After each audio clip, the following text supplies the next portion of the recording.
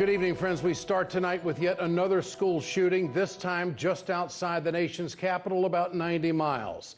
A male student shot two students at Great Mills High School in Maryland before being engaged by an armed school officer. The shooter is dead tonight. For more on this, we go live to Great Mills, where Manila Chan is standing by live. Manila, what happened today? How did this unfold? Good evening, Ed. Well, we're out front of Great Mills High School right now where things appear to be all calm. But this morning, just moments before the school bell, shots rang out, fired by 17-year-old student Austin Wyatt Rollins. His alleged target, allegedly his 16-year-old girlfriend, who was shot and is now critically injured and at a nearby hospital. Another boy also shot. It's unclear what the relationship between those two or three were. It's unclear if he's been shot by the police officer here at school or by the shooter himself. Now, listen to what the sheriff had to say about how his officer was able to contain the situation in about 60 seconds flat. Source officer, Deputy First Class Blaine Gaskell, was alerted and immediately responded and engaged the shooter. DFC Blaine Gaskell fired at the shooter, and what is described to me as almost simultaneously the shooter fired.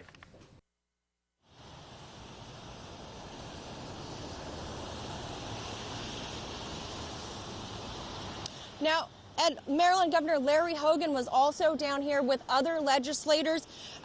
This is, of course, happening all on the heels of the Stoneman Douglas massacre on Valentine's Day, and just days ahead of the March for Our Lives happening in D.C. this weekend. Governor Hogan, though, not too thrilled with how Capitol Hill is handling all these recent school shootings. He's looking to take matters into his own hands. Are you happy with what President Trump and Congress is doing nationally in terms of legislation? No, it's why we decided to move forward at the state level. And one of the discussions earlier was we were going to put $125 million into making our schools safer. That would include metal detectors for the schools that can't afford them, like St. Mary's County, and it would include school resource officers for the counties that don't have the great program that they have here in St. Mary's County, along with mental health counselors and cameras and other things. All right, Ed, so while this was a terrible chain of events that happened this morning, a lot of people are saying that this was a larger crisis that's been averted thanks to the quick response by the armed officer that was here on their campus, Ed. And this, of course, supports what the president has been saying all along. He wants armed officials on site at high schools and schools around the country. How is the community reacting to this tonight? Certainly a tragedy that there was another shooting, but certainly a bigger event averted.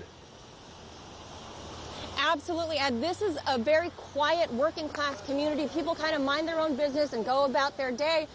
We stopped at a local eatery nearby where some of the workers had relatives that were students here at the high school, and they're all very shocked. They say this is a quiet community. Everyone kind of knows each other. It's a school of about 1,600 kids, so not a very small school, but a very tight-knit community, all rattled by this incident, all relieved that that's all that happened was the school shooter was taken down by the school resource officer, Ed. Okay, Manila Chan reporting live tonight from Great Mills, Maryland. Thank you, Manila. Appreciate it.